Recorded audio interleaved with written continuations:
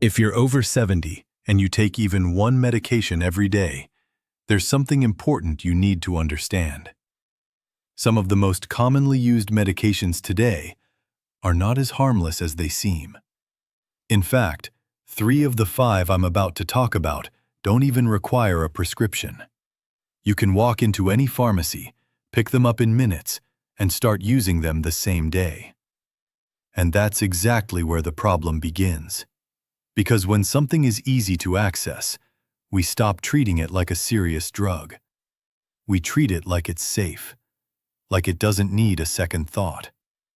But after the age of 70, your body doesn't process medications the same way it used to. And this is something many people are never clearly told. Your kidneys work more slowly. Your liver takes longer to break things down.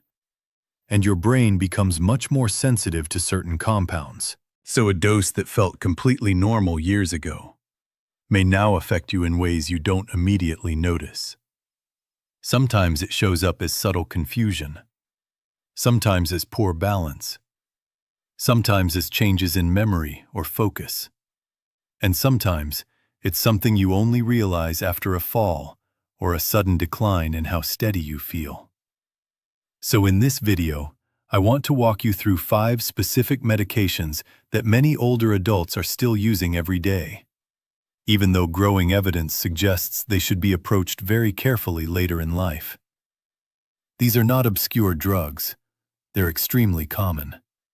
And each one appears on a well-known medical guideline used to evaluate medication safety in older adults. So this is not about fear. It's about awareness. And more importantly, knowing what to do instead. As we go through these, I'd like you to quietly take note. How many of these are currently part of your routine? Or someone close to you? You might be surprised. Let's start with the first category. And this one is more common than most people think. These are medications often used for sleep or anxiety. You may recognize the names: Xanax, Valium, Ativan, clonazepam. They are effective in the short term. That's why they're still widely used. But after 70, the way your body handles them changes significantly. These medications stay in your system longer, which means their effects don't simply disappear after a few hours. They can carry over into the next day, without you realizing it. You may feel normal, but your coordination may be slightly off. Your reaction time may be slower, and your balance may not be as stable as you think. Now here's something to consider. Even a small change in balance at night can matter. Getting up in the dark, walking to the kitchen, moving without full awareness. This is where many incidents begin. And it's not always obvious that a medication played a role, but many observations over the years have shown a clear pattern. These medications are consistently linked with a higher likelihood of serious falls in older adults. And beyond that, they can also affect how clearly you think, memory, focus, decision-making, even when you feel like you've adapted to them. Now, if you or someone you know is currently taking one of these, this is not something to change suddenly. That's very important. What I recommend is something much simpler. Have a conversation. Bring it up. Ask whether the current dose, or even the medication itself, is still the best option today. Because your body today is not the same as it was 15 or 20 years ago. And sometimes, your medication plan needs to catch up with that change. Now, before we move to the next one, I'm curious. Have you ever taken something for sleep and then felt slightly off the next morning? Not fully rested, not fully sharp, just a little slower than usual. If that's happened to you, keep watching. Because the next medication on this list is one that surprises almost everyone. The next medication is one of the most commonly used sleep aids in the world. And what makes it even more concerning is how easy it is to get. No prescription, no consultation, just a quick visit to the store. I'm talking about diphenhydramine. You may know it under different names: Benadryl, or as the PM ingredient in many nighttime products. And for years, many people have used it as a simple solution for sleep. It seems harmless. It's been around forever.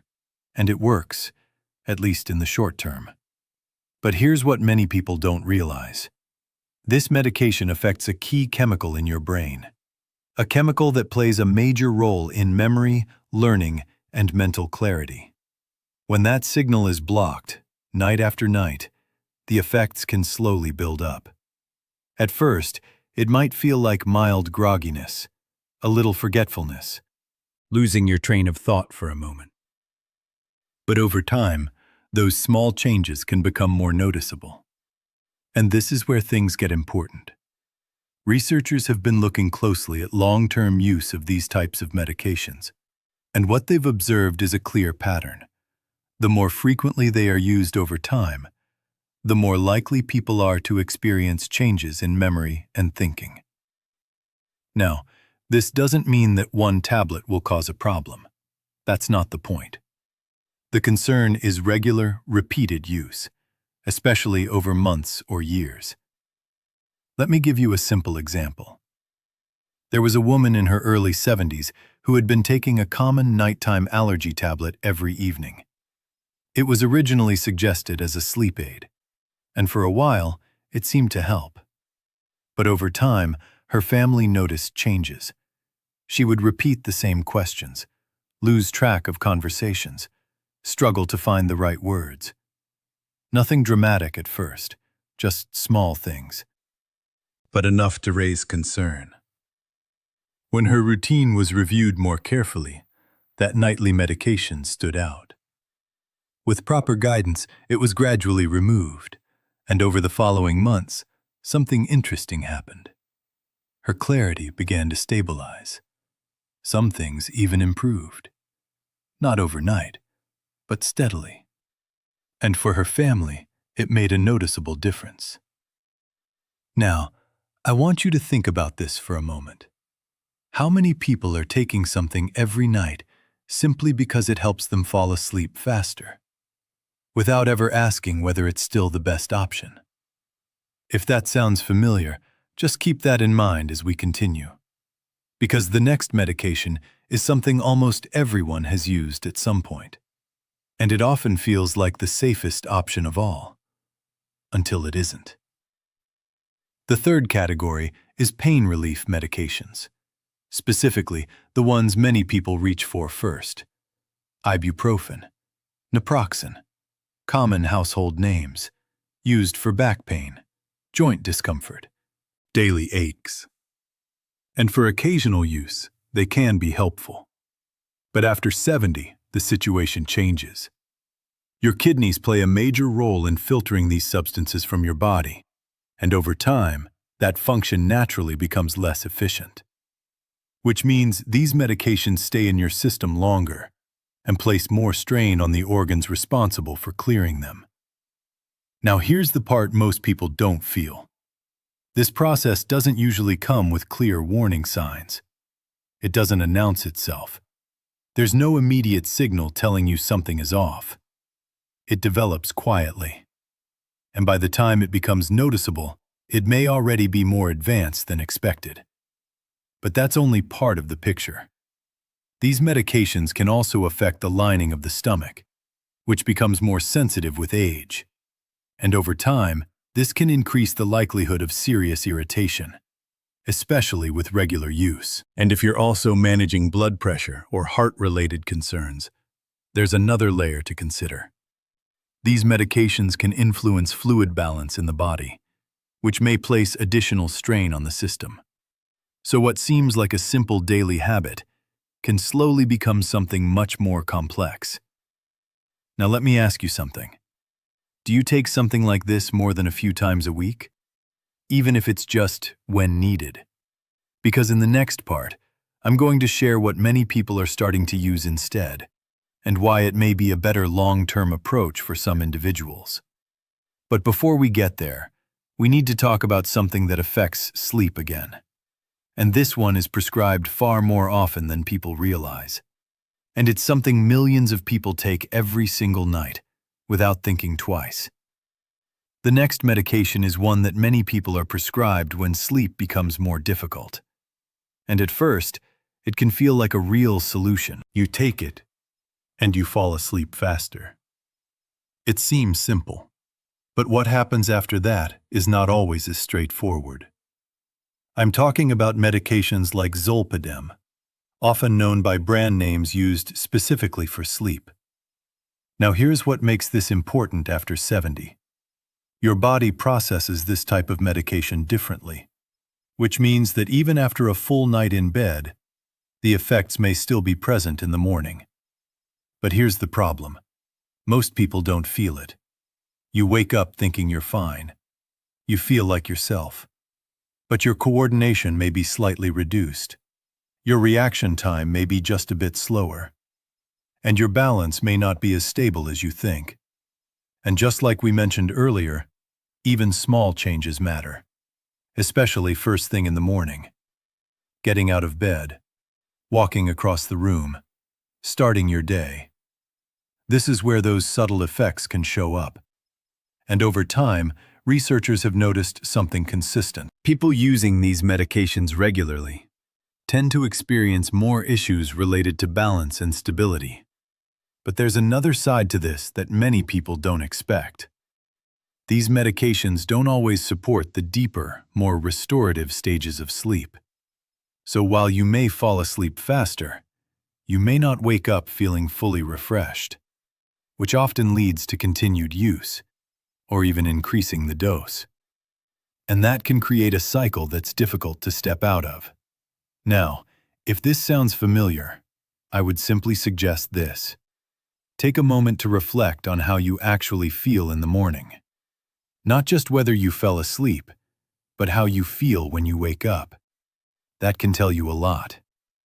Now, the fifth and final category is one that surprises almost everyone, because it's not used for sleep, and it's not used for pain.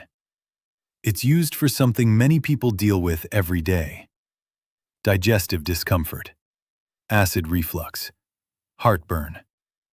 These medications are extremely common, and for short-term use, they can be very helpful. But the concern appears when they are used for long periods of time, without ever being reevaluated. Over time, these medications can change how your body absorbs certain nutrients, and two of them are especially important.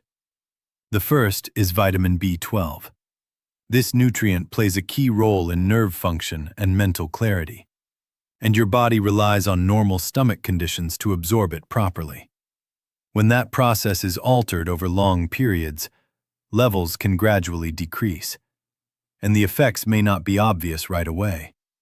It might begin with subtle sensations, tingling, numbness, changes in focus or memory, things that can easily be attributed to aging, but may have another explanation. The second is magnesium, another essential element involved in muscle and nerve function.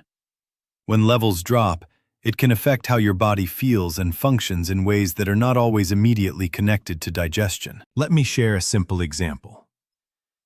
There was a man in his mid-70s who had been taking one of these medications for many years. It was originally prescribed for a short-term issue, but over time, it simply became part of his daily routine.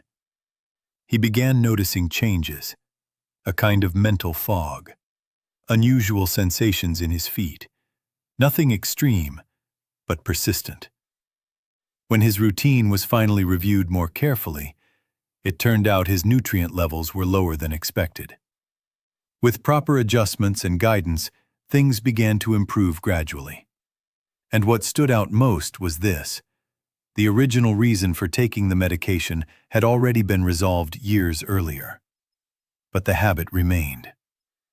So here's the bigger picture. After 70, your body changes. Not suddenly, but steadily. And those changes affect how you respond to what you take every day. So the goal is not to be afraid of medications.